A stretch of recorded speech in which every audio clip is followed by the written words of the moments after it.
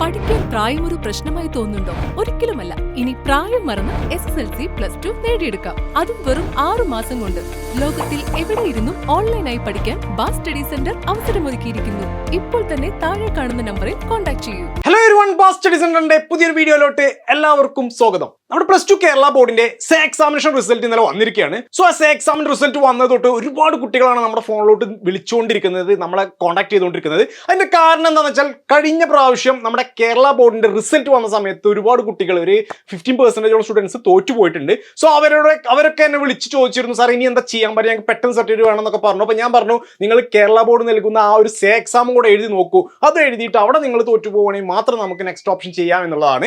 So ഇപ്പം നമ്മുടെ say exam result ഇന്നലെ വന്നിരിക്കുകയാണ്. അപ്പൊ അതിന്റെ അടിസ്ഥാനത്തിൽ കുട്ടികളൊക്കെ എന്നെ വിളിച്ചിട്ട് ഇനി എന്ത് ചെയ്യാൻ പറ്റുമെന്ന് ചോദിക്കുകയാണ്. അപ്പൊ നമ്മൾ ഇന്നത്തെ വീഡിയോ പറയാൻ പോകുന്നത് +2 സേ എക്സാം തോറ്റുപോയ കുട്ടികൾക്ക് ഏറ്റവും എളുപ്പത്തിൽ സർട്ടിഫിക്കറ്റ്, അല്ലെങ്കിൽ ഏറ്റവും ഈസി ആയിട്ട് എങ്ങനെ സർട്ടിഫിക്കറ്റ് കരസ്ഥമാക്കാം, എങ്ങനെ നമുക്ക് അതേ വാല്യൂ ഉള്ള സർട്ടിഫിക്കറ്റിൽ നമുക്ക് ഈ വർഷം തന്നെ തുടർ പഠനത്തിന് പോവാം, അല്ലെങ്കിൽ നമുക്ക് മുന്നോട്ട് പോകാം എന്നുള്ളതിനെ കുറിച്ചിട്ടാണ്. അപ്പൊ നമുക്ക് നമ്മുടെ വീഡിയോയിലോട്ട് പോവാം.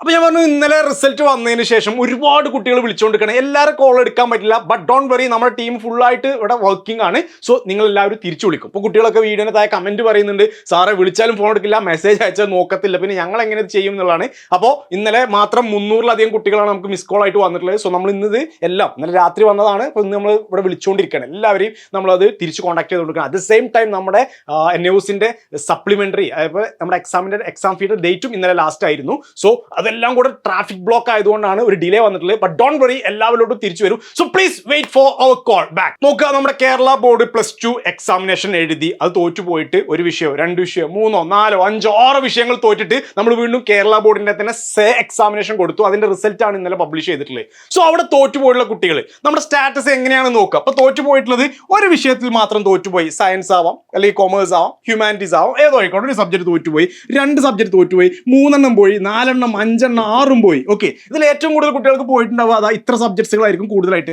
3 വിഷയങ്ങൾ വരെ ആയിരിക്കും പോയിട്ടുണ്ടാവുക. സോ അത് എങ്ങനെ എഴുതിയെടുക്കാം, ഏറ്റവും എളുപ്പത്തിൽ എടുക്കാം, അത് മാത്രം എഴുതാൻ പറ്റും, ഇതൊക്കെയൊക്കെ നമ്മുടെ കുട്ടികളെ കൺഫ്യൂഷൻസ് ഉണ്ടാവുക. സോ ഇതൊന്ന് ചെക്ക് ചെയ്യുക. ഇനി ഇവിടെ ഈ ഒരു 3 സബ്ജക്ട്സ് വരെ പോയ ആളുകൾക്കും അതേപോലെ 4, 5, 6 വിഷയങ്ങൾ പോയ ആളുകൾക്കും എന്ത് ചെയ്യണം എന്നുള്ള വളരെ ഡീറ്റെയിൽ ആയിട്ട് ഞാൻ പറയാണ്. സോ അതൊന്ന് ശരിക്കും ശ്രദ്ധിക്കുക. ഇപ്പൊ നമ്മുടെ +2 ഫെയിൽ ആയിട്ടുള്ള കുട്ടികൾ, അത് സേ എക്സാമിന്റെ റിസൾട്ട് വന്നിട്ട് ഫെയിൽ ആയിട്ടുള്ള കുട്ടികൾക്ക് ഏറ്റവും എളുപ്പത്തിൽ പാസ്സാവാൻ, നിങ്ങൾക്ക് സർട്ടിഫിക്കറ്റ് കിട്ടാനുള്ളൊരു കാരണമാണ് പറയുന്നത്. ഇതിൽ ഏറ്റവും ഇമ്പോർട്ടൻ്റ് ആയിട്ട് നമ്മൾ കുട്ടികൾ മനസ്സിലാക്കേണ്ട കാര്യം എന്താണെന്ന് വെച്ചാൽ, കോഴ്സ് എന്നുള്ളൊരു പ്രശ്നം വരുന്നുണ്ട്. ഇപ്പോൾ +2 സയൻസ് എന്നുള്ള കോഴ്സ് അറിയാം, എനിക്ക് ഇഷ്ടപ്പെട്ടിട്ടല്ല ഞാൻ എടുത്തത്, എനിക്ക് അവിടെ അതാ കിട്ടിയത്, എൻ്റെ അടുത്തുള്ള സ്കൂൾ അതായിരുന്നു, അതുകൊണ്ട് മാത്രം ഞാൻ സയൻസ് എടുത്തു എന്ന് പറയുന്ന കുട്ടികളുണ്ടാവും. സോ അവരെ സംബന്ധിച്ചിടത്തോളം കോഴ്സ് ചേഞ്ച് ചെയ്യാനുള്ള ഒരു ഓപ്ഷൻ നമുക്കിവിടെ ഉണ്ട്. സോ നിങ്ങൾക്ക് ഇഷ്ടമില്ലാത്ത, അല്ലെങ്കിൽ നിങ്ങളെ കൊണ്ട് സാധിക്കാത്ത നിങ്ങൾ പഠിക്കേണ്ട. സോ നമ്മൾ +2 എടുക്കുകയാണെങ്കിൽ നമുക്ക് ഏതാണ് ബെറ്റർ ആയിട്ടുള്ളത് അത് ചൂസ് ചെയ്യണം. ഞാൻ മുമ്പ് പറഞ്ഞിരുന്നു, നമ്മളുടെ അഭിരുചിക്കനുസരിച്ച് മാത്രം കോഴ്സുകൾ തിരഞ്ഞെടുക്കുക. അതല്ലാതെ അടുത്തുള്ള സ്കൂൾ അത് കിട്ടി, ഗവൺമെന്റിൽ അലോട്ട്മെന്റിൽ അത് കിട്ടി, അല്ലെങ്കിൽ നമുക്ക് അവിടെ പോയി ചേർന്നു, അത് പറഞ്ഞു ഇത് പറഞ്ഞു പറഞ്ഞിട്ട് നമുക്ക് ഇഷ്ടമില്ലാതെ ഒരിക്കലും ആ കോഴ്സ് എടുത്താൽ നമുക്കത് മുന്നോട്ട് പോകാൻ സാധിക്കില്ല. സോ കോഴ്സ് ചേഞ്ച് എന്നുള്ളൊരു ഓപ്ഷൻ കൂടെ ഞാൻ അവിടെ പറഞ്ഞുതരാം. നിങ്ങൾക്ക് ആ ഒരു ഓപ്ഷൻ കൂടെ അവൈലബിൾ ആണ്. അതുപോലെ തന്നെ നമുക്ക് ട്രാൻസ്ഫർ ഓഫ് ക്രെഡിറ്റ്സ് എന്നുള്ളൊരു ഓപ്ഷൻ അവൈലബിൾ ആണ്. നമുക്ക് തോറ്റ വിഷയങ്ങൾ മാത്രം എഴുതാനുള്ള ഒരു സംവിധാനം. സോ നമ്മൾ നോക്കുകയാണെന്നുണ്ടെങ്കിൽ നമ്മുടെ NAOSനെ സംബന്ധിച്ചിടത്തോളം NAOS ഒരു ഈക്വലന്റ് ബോർഡാണ്. ഇപ്പൊ നമ്മുടെ കേരള ബോർഡിൽ ഫെയിൽ ആയിട്ടുള്ള കുട്ടികൾക്ക് NAOS മുഖേന നിങ്ങൾക്ക് എക്സാം പാസ് ആവുകയാണെന്നുണ്ടെങ്കിൽ, നിങ്ങൾക്ക് സയൻസ് ഉള്ള കുട്ടികൾക്ക് നീറ്റ് എക്സാമിനേഷൻ എഴുതാം. ഒരുപാട് കുട്ടികളുടെ ഡൗട്ടാണ്, നീറ്റിന് എലിജിബിൾ ആണോ, നീറ്റ് എക്സാം നിങ്ങൾക്ക് എഴുതാൻ പറ്റും. അതുപോലെ തന്നെ നമുക്ക് കേരളത്തിൽ തന്നെ നമുക്ക് ഡിഗ്രിക്ക് പോകാൻ നമുക്ക് ഗവൺമെന്റിൽ അപ്ലൈ ചെയ്യാൻ പറ്റും. സോ എല്ലാം നമ്മുടെ കേരള ബോർഡിന്റെ സർട്ടിഫിക്കറ്റിന്റെ എല്ലാ ഈക്വലൻസി, അല്ലെങ്കിൽ അതിന് കിട്ടുന്ന എല്ലാ സർവീസസും നമുക്ക് നമ്മുടെ NAOS ബോർഡിന് കിട്ടും. കാരണം ഇത് സെൻട്രൽ ഗവൺമെന്റ് ആണ്, നമ്മുടെ കേന്ദ്ര ഗവൺമെന്റ് നടത്തുന്ന എക്സാമിനേഷൻ ആണ്. So it's eligible to MCI, medical council of India approved ആണ്. AICTE, okay, all India council of technical education approved ആണ്. അതുപോലെ തന്നെ AIU, association of Indian university, ഇന്ത്യയിലെ എല്ലാ സർവകലാശാലകളും അപ്രൂവ്ഡ് ആണ്. Pharmacy council of India, bar council of India, pharmacy അല്ലെങ്കിൽ bar council പറഞ്ഞാൽ നമുക്ക് LLB എല്ലാം അപ്രൂവ്ഡ് ആണ്. സോ എല്ലാവിധ അംഗീകാരമുള്ള സർട്ടിഫിക്കറ്റ് ആണ് NAOS, because it's A central government certification. So ആ കൺസേൺ ആർക്കും വേണ്ട. അപ്പോൾ നമ്മൾ കുട്ടികൾ അങ്ങനെ ചോദിക്കും, ആ സർട്ടിഫിക്കറ്റ് ഈ സർട്ടിഫിക്കറ്റ് മാറുമ്പോൾ എന്തെങ്കിലും പ്രശ്നം വരുമോ? ഒരു പ്രശ്നം വരില്ല. സോ നമുക്ക് ഏറ്റവും എളുപ്പമായി നോക്കിയിട്ട് നമുക്ക് ചെയ്യാൻ പറ്റും. ഇപ്പോൾ നമ്മളെ സംബന്ധിച്ചിടത്തോളം NAOSൽ നമുക്കൊരു ഓൺ ഡിമാൻഡ് സ്കീം വന്നിട്ടുണ്ട്. സോ ഓൺ ഡിമാൻഡ് സ്കീം എന്ന് പറയുന്നത് നമുക്ക് ഏറ്റവും എളുപ്പത്തിൽ സർട്ടിഫിക്കറ്റ് വാങ്ങാൻ വേണ്ടിയിട്ടുള്ള, ഏറ്റവും എളുപ്പത്തിൽ പരീക്ഷ നടത്താനുള്ള ഒരു ഓപ്ഷനാണ്. സോ അത് സംബന്ധിച്ചിടത്തോളം നമുക്ക് മിനിമം 1 മാസമൊക്കെയാണ് നമുക്ക് അതിന് വേണ്ടി കാത്തിരിക്കണം. അതായത് ഈ ജൂലൈ തന്നെ നിങ്ങൾക്ക് പരീക്ഷ ചെയ്താൽ, അല്ലെങ്കിൽ അടുത്ത മാസം ഓഗസ്റ്റ് പരീക്ഷ ചെയ്താൽ, അതിൻ്റെ അടുത്ത മാസം സെപ്റ്റംബർ. സോ 3 മാസങ്ങൾ, ജൂലൈ, ഓഗസ്റ്റ്, സെപ്റ്റംബർ, ഈ 3 മാസങ്ങളിൽ മാത്രമേ ഈ എക്സാമിനേഷൻ നടക്കുള്ളൂ. ഉള്ളൂ.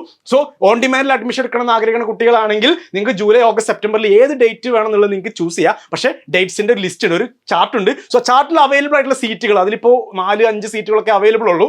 സോ നമുക്കിപ്പോൾ ഒരുപാട് കുട്ടികൾ അപ്ലൈ ചെയ്യുന്നതുകൊണ്ട് കുറച്ച് സീറ്റുകൾ, ഒരുപാട് 500-1000 സീറ്റുകളൊന്നും ഉണ്ടാവില്ല. 4 അല്ലെങ്കിൽ 10, 12 അത്ര സീറ്റുകളൊക്കെ ഓരോ സെന്ററുകളിൽ ഉണ്ടാവുള്ളൂ. അത് മാത്രമല്ല നമുക്ക് ഈ ഒരു സീറ്റ് അപ്ലൈ ചെയ്യാൻ വേണ്ടിയിട്ട് നമുക്ക് ഓൺ ഡിമാൻഡ് കൊടുക്കുകയാണെന്നുണ്ടെങ്കിൽ നമുക്ക് ആ ഡേറ്റ്സുകൾ നോക്കിയിട്ട് വേണം നമ്മൾ എക്സാം ബുക്ക് ചെയ്യാൻ വേണ്ടിയിട്ട്. ഓക്കെ, അത് നമുക്ക് എക്സാം സെന്റേഴ്സ് എന്ന് പറയുന്നത് എല്ലാ ജില്ലകളും സെന്റേഴ്സ് ഇല്ല. നമുക്ക് എറണാകുളത്ത് സെന്റർ അവൈലബിൾ ആണ്, കണ്ണൂർ സെന്റർ അവൈലബിൾ ആണ്, കാലിക്കറ്റ് അവൈലബിൾ ആണ്, ട്രിവാൻഡ്രം അവൈലബിൾ ആണ്. സോ ഈ 4 ജില്ലകൾ എന്ന് പറഞ്ഞാൽ അതിനെ കണക്ട് ചെയ്തുകൊണ്ടിരിക്കുന്ന ജില്ലകൾ, അതായത് തൃശ്ശൂർ ആണെങ്കിൽ എറണാകുളത്തേക്ക് പോവാം, അതുപോലെ തന്നെ കോഴിക്കോടാണെന്നുണ്ടെങ്കിൽ അവിടെ സെന്റർ ഉണ്ട്, മലപ്പുറം കുട്ടികൾക്ക് കോഴിക്കോട്ടിലോട്ട് പോകാൻ പറ്റും, ട്രിവാൻഡ്രം കുട്ടികൾ ആലപ്പുഴത്തെ കുട്ടികൾക്ക് ട്രിവാൻഡ്രത്ത് പോകാൻ പറ്റും, സോ കോട്ടയം കുട്ടികൾക്ക് എറണാകുളത്ത് വരാൻ പറ്റും, സോ ഇടുക്കി കുട്ടികൾക്ക് എറണാകുളത്ത് വരാൻ പറ്റും, അതുപോലെ തന്നെ കാസർഗോഡുള്ള കുട്ടികൾക്ക് കണ്ണൂർ വരാൻ പറ്റും. സോ നമ്മുടെ 14 ജില്ല, അപ്പോൾ വയനാട്ടിലെ കുട്ടികളാണെങ്കിൽ കാലിക്കറ്റിലോട്ട് വരിക. സോ ഇങ്ങനെ നമ്മുടെ 14 ജില്ലകളിൽ നിന്നുള്ള കുട്ടികൾക്ക് എത്തിപ്പെടാവുന്ന, പരീക്ഷ എഴുതാൻ പറ്റുന്ന സെന്ററാണ് ഈ 4 സെന്ററുകൾ കൊടുത്തിട്ടുള്ളത്. സോ ഈ 4 ജില്ലകളിലാണ് നമ്മുടെ എക്സാം സെന്റേഴ്സ് വരുന്നത്. സോ ഇവിടെ തന്നെ ആയിരിക്കും നമുക്ക് എക്സാമിനേഷൻ. ഞാൻ പറയുന്നത് ഓൺ ഡിമാൻഡ് ആണ്, നിങ്ങൾ ഡിമാൻഡ് ചെയ്യുന്ന എക്സാമിനേഷൻ ആണ്. ഡേറ്റ് നിങ്ങൾക്ക് ഇഷ്ടമുള്ള എടുക്കുക, നിങ്ങൾക്ക് ഈ പറഞ്ഞ സെന്ററിൽ പോയിട്ട് ആ ഡേറ്റിൽ പോയിട്ട് പരീക്ഷ ചെയ്താൽ ഓക്കെ. നമ്മൾ IELTSന്റെ എക്സാം ഒക്കെ എഴുതുന്ന പോലെ ഡേറ്റ് നമ്മൾ തന്നെ ഫിക്സ് ചെയ്തിട്ട് അപ്പോൾ ഫീ അടക്കുകയാണ് ചെയ്യുന്നത്. സോ അപ്പോൾ നമുക്കത് ആ ഡേറ്റിന് പോയിട്ട് പരീക്ഷ ചെയ്താൽ okay. So this is the on demand scheme. ഇവിടെ തന്നെ TOC എന്നുള്ളൊരു ഓപ്ഷൻ ഞാൻ പറയുന്നതിന് മുമ്പായിട്ട് കുട്ടികൾ നോക്കുക. ഇപ്പോൾ ഒരു സബ്ജക്ട് മാത്രം തോറ്റു, ഇനി എന്ത് ചെയ്യാൻ പറ്റും? 2 സബ്ജക്ട് മാത്രം തോറ്റുപോയി, എന്ത് ചെയ്യാൻ പറ്റും? 3 സബ്ജക്ട് മാത്രം തോറ്റുപോയി, എന്ത് ചെയ്യാൻ പറ്റും? സോ ഈ 3 കേസിൽ നിൽക്കുന്ന കുട്ടികളാണെങ്കിൽ നിങ്ങൾ ഇവിടെ ജയിച്ച സബ്ജക്ട്സ് 2 ടഫായിട്ടുള്ള സബ്ജക്ട് നിങ്ങൾ ജയിച്ചിട്ടുണ്ടാവും. സോ ഈ 2 സബ്ജക്ട്സ് നിങ്ങൾക്ക് TOC ചെയ്യാം, ട്രാൻസ്ഫർ ഓഫ് ക്രെഡിറ്റ് ചെയ്യാം, ക്രെഡിറ്റ് ട്രാൻസ്ഫർ ചെയ്യാം. സോ അത് നിങ്ങൾ ഇനി എഴുതേണ്ട ആവശ്യമില്ല, ആ മാർക്ക് നിങ്ങളോട് അംഗീകരിക്കും. അതല്ലാതെ നിങ്ങൾ ഈ തോറ്റ 3 വിഷയങ്ങൾ മാത്രം എഴുതിയാൽ മതി. ഓക്കെ, സോ 2 വിഷയങ്ങൾ ട്രാൻസ്ഫർ ചെയ്യുന്നു, ഈ 3 വിഷയങ്ങൾ എഴുതുന്നു. കേരള ബോർഡ് നിങ്ങൾ 6 വിഷയങ്ങൾ എടുത്ത് പാസ്സായ കുട്ടികളായിരിക്കും. ഇവിടെ നമുക്ക് 5 മതി. ഒരു മെയിൻ ലാംഗ്വേജ് ഇംഗ്ലീഷും അതിന്റെ കൂടെ 4 സബ്ജക്ട്സുകളും മാത്രം മതി, നോ ഇഷ്യൂസ്. സോ 5 സബ്ജക്ട്സ് വെച്ചിട്ട് നമുക്ക് നമ്മുടെ ഹയർ സ്റ്റഡീസ് നമ്മൾ എലിജിബിൾ ആവും, നമ്മുടെ +2 സർട്ടിഫിക്കറ്റ് നമുക്ക് ലഭിക്കും. സോ ഈ ഒരു സ്റ്റാറ്റസ് 1 to 3 സബ്ജക്ട്സ് വരെ തോറ്റ കുട്ടികളാണെങ്കിൽ നിങ്ങൾക്ക് 2 സബ്ജക്ട്സുകൾ TOC ചെയ്യാം, ട്രാൻസ്ഫർ ക്രെഡിറ്റ് ചെയ്യാം. സോ ബാക്കി 3 മാത്രം എഴുതി കൊടുക്കാം, നമുക്ക് സർട്ടിഫിക്കറ്റ് കിട്ടും. ഓക്കെ, ഇനി 3 കൂടുതൽ വിഷയങ്ങൾ തോറ്റു, 4 വിഷയം തോറ്റു, 5 വിഷയം തോറ്റു, 6 വിഷയം തോറ്റു എന്നുള്ള കുട്ടികൾ, 4 വിഷയങ്ങളാണെങ്കിൽ പോലും കുഴപ്പമില്ല, നമുക്ക് എന്ത് ചെയ്യാം? ഇവിടെ 2 ജയിച്ചത് ട്രാൻസ്ഫർ ചെയ്തിട്ട് ഈ 4 നിന്ന് 3 മാത്രം എഴുതാം, അങ്ങനെ 5 വിഷയങ്ങൾ. ഓക്കെ, 4 തോറ്റ കുട്ടിക്ക് പിന്നെ 3 സബ്ജക്ട്സ് എഴുതിയാൽ മതി. ഓക്കെ, അതൊരു ബെനിഫിറ്റ് ആണ്. അതല്ലാതെ 5 വിഷയങ്ങൾ തോറ്റു, 6 വിഷയങ്ങൾ തോറ്റു എന്നുള്ള കുട്ടികളെ സംബന്ധിച്ച് നിങ്ങൾ TOC ചെയ്യേണ്ട, നോർമലി നിങ്ങൾ 5 വിഷയങ്ങൾ എഴുതിയെടുക്കുക. ഓക്കെ, അതാണ് ഏറ്റവും ബെറ്റർ. ഓക്കെ, സോ അങ്ങനെ നമുക്ക് ഓൺ ഡിമാൻഡിൽ കൊടുക്കാൻ പറ്റും. ഓൺ ഡിമാൻഡ് ഡേറ്റ് ഈ ജൂലൈ, ഓഗസ്റ്റ്, സെപ്റ്റംബർ. അത് കുറച്ച് സീറ്റുകൾ മാത്രമേ ഉണ്ടാവുള്ളൂ, ലിമിറ്റഡ് സീറ്റ്സ് ആണ് മക്കളെ. ഇത് ചെയ്യണം എന്ന് ഓൺ ഡിമാൻഡ് ചെയ്യണം എന്ന് ആഗ്രഹിക്കുന്ന കുട്ടികളാണെങ്കിൽ പെട്ടെന്ന് തന്നെ അതിന് ബുക്ക് ചെയ്യാം. ഓക്കെ, ഇനി അതല്ല നമുക്ക് പെട്ടെന്ന് വേണ്ട, എനിക്കൊരു 5 മാസം 6 മാസം കൊണ്ട് മതി, അല്ലെങ്കിൽ എനിക്ക് ഒരു നെക്സ്റ്റ് നോർമൽ സ്ട്രീമിന്റെ കൂടെ മതി എന്നാണെങ്കിൽ നമുക്കിവിടെ നോർമൽ സ്ട്രീം വരുന്നുണ്ട്. സോ 6 മന്ത്സിന്റെ ടൈമാണ്. 6 മന്ത്സ് എന്ന് പറഞ്ഞാൽ അതിന്റെ എക്സാമിനേഷൻ വരുന്നത് ഏപ്രിൽ 2025. സോ നിങ്ങൾ കേരളത്തിന്റെ ഇനി സേ എഴുതണം, +1ന്റെ സേ എഴുതണം, +2ന്റെ സേ എഴുതണം എന്നൊക്കെ ആഗ്രഹിക്കണം, അത് നിങ്ങൾക്ക് അടുത്ത മാർച്ചിൽ എക്സാം എഴുതാൻ പറ്റുള്ളൂ. സോ ആ എക്സാമിന്റെ കൂടെ തന്നെ നമ്മളൊന്നും വരുന്നത്. പക്ഷെ നമ്മുടെ ബെനിഫിറ്റ് എന്താ വെച്ചാൽ +1ന്റെ മാർക്ക് കുറവാണെങ്കിൽ വേറെ എഴുതേണ്ട ആവശ്യമില്ല, 2 കൂടെ ഒരൊറ്റ എക്സാമിനേഷൻ എഴുതിയാൽ മതി. +2 ഓക്കെ, സോ ഒറ്റ എക്സാമിന് നിങ്ങൾക്ക് +2 എന്ന് കൊടുത്താൽ മതി. +1 വരെ +2 വരെ എഴുതേണ്ട ആവശ്യമില്ല മക്കളെ, ഒരൊറ്റ മാർക്ക് സ്കോർ ചെയ്താൽ മതി. അത് നമുക്കിവിടെ ഈ വരുന്ന ഏപ്രിൽ നമുക്ക് എക്സാം എഴുതാൻ പറ്റും. സോ ഇതിന്റെ ഒരു ബെനിഫിറ്റ് എന്താണെന്ന് വെച്ചാൽ നമുക്ക് ഇതിൽ അസൈൻമെന്റ് മാർക്ക്, TMA മാർക്കും കൂടി ഇൻക്ലൂഡഡ് ആണ്. അങ്ങനെയാണ് എന്നുണ്ടെങ്കിൽ നമുക്ക് 20 മാർക്ക് വീതം TMA കിട്ടും. സോ അത് ബാക്കി ഒരു 26 മാർക്ക് നമ്മൾ എടുത്താൽ മതി നമുക്ക് പാസ് ആവാൻ. ഓക്കെ, സോ ഈസിയാണ്. ഇതിൽ നമ്മുടെ ഏറ്റവും കൂടുതൽ കുട്ടികൾ നമുക്ക് പാസ് ആവുന്നത് നോർമലിലാണ്. ഓൺ ഡിമാൻഡിൽ എന്ന് പറയുമ്പോൾ ആരാണ് ഓൺ ഡിമാൻഡ്? എല്ലാവരും പോയിട്ട് ഓൺ ഡിമാൻഡ് എടുക്കരുത്. അത്യാവശ്യം കുഴപ്പമില്ലാതെ അറിയും. ഓക്കെ, എനിക്കിപ്പോൾ അത്യാവശ്യം 1 മാസം കൊണ്ടാണ് എഴുതുന്നത് നോക്കുക, അതിൻ്റെ ഒരു ലിമിറ്റേഷൻസ്, നമ്മൾ കുറച്ച് ടൈമേ നമുക്ക് കിട്ടുള്ളൂ. അതിനുള്ള ക്ലാസ്സുകൾ കൊടുത്തിട്ട് അത് 1 മാർക്കിനോ 2 മാർക്കിനോ 3 മാർക്കിനോ തോറ്റു പോയിട്ടുള്ള കുട്ടികളുണ്ടോ, അവർ മാത്രം ഇങ്ങനത്തെ ഓൺ ഡിമാൻഡ് സ്കീമിലോട്ട് കൊടുക്കുക. പെട്ടെന്ന് കിട്ടണം, സർട്ടിഫിക്കറ്റ് കിട്ടണം എന്നുള്ള ആൾക്കാർ മാത്രം അതിലോട്ട് കൊടുക്കുക. അതല്ലാതെ ജസ്റ്റ് ഒരു മിഡിൽ ലെവലിൽ ആവറേജ് ആയിട്ട് പഠിക്കണം, അല്ലെങ്കിൽ ഒരു 5 മാർക്കിന്റെ മുകളിൽ ഒരു 10 മാർക്ക് 15 മാർക്ക് തോറ്റു പോയെന്നൊക്കെ പറയുന്ന കുട്ടികളുണ്ടെങ്കിൽ നിങ്ങൾ ഈ നോർമൽ അപ്ലൈ ചെയ്യുക. പാസ് ആവാനുള്ള സാധ്യത കൂടുതൽ നോർമലാണ്. സോ നിങ്ങൾ നോർമലിലോട്ട് വരിക. Okay, so on demand choose ചെയ്യേണ്ട ആരായിരിക്കണം?